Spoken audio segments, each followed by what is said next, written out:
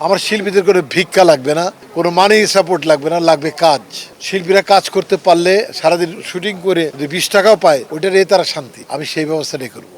মিশা সওদাগর উনি যতদিন আমার সম্মানিত প্রেসিডেন্ট যতদিন আমেরিকায় ছিলেন প্রায় 1.5 বছর, এই 1.5 বছর কিন্তু সমিতিটা আমি চালিয়েছি। এটা একটা অভিজ্ঞতা হয়েছে। অবশ্যই আপনারা আমার সাপোর্টে ছিলেন, আমার বিপক্ষে বদনাম লিখেন নাই বা পারি না এরকম কথা লিখেন নাই বলেই সাপোর্ট করেছেন, এই জন্য আমি পেরেছি। 2টা পিকনিক গেছে, 2টা ইফতার পার্টি গেছে, যেটা ছিল অনেক চ্যালেঞ্জিং, অনেক বড় বড়। এই কাজের জন্য আমাকে কনভেনার করা হয়েছে। 2টো ইফতার পার্টি প্লাস পহেলা বৈশাখ, ঈদের যে শিল্পীদের পাশে দাঁড়ানো, সম্মানিত করা, এগুলো ম্যাক্সিমাম কাজগুলো আমার উপর অর্পণ করা হয়েছিল। আমার প্রেসিডেন্ট মিশা সওদাগর সাহেব সেদিন স্বীকার করেছে যে আমি নাকি সাকসেসফুল হয়েছি, কাজগুলো করেছি, আমার পুরো কমিটির সামনে বলছে। তো এটা আমি খুব প্রাউড করি এবং মনে করি যে আবার যেহেতু এতগুলো ভোট আমাকে দিয়েছে, মানে এত বড় বড় লিজেন্ড আমার কাছে পেরিয়ে এসে পাস করেছি, ওনাদেরকে আমি পায়ে হাত দিয়ে সালাম করি। সেই মানুষগুলো আসতে পারে নাই, আমার জায়গায় ওনারা আসলে আমার ভালো লাগতো। কিন্তু নির্বাচন ভোট দিয়েছে তো আসলে ভোটাররা, এখানে করবার কিছু নেই।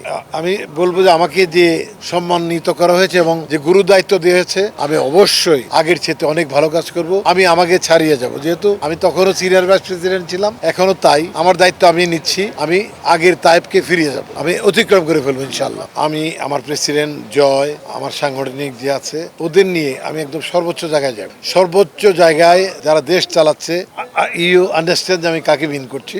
ওনার কাছে যাব, ওনার কাছে গেলে উনি আমাদের ফিরিয়ে দিবে না, কারণ সবার সাথে আমাদের সাথে কম বেশি সম্পর্ক আছে। উনি সবাইকেই করেন, সবাই গেলে সবাইকে সাপোর্ট করবে। আর আমি চাবো আমার শিল্পী সমাজ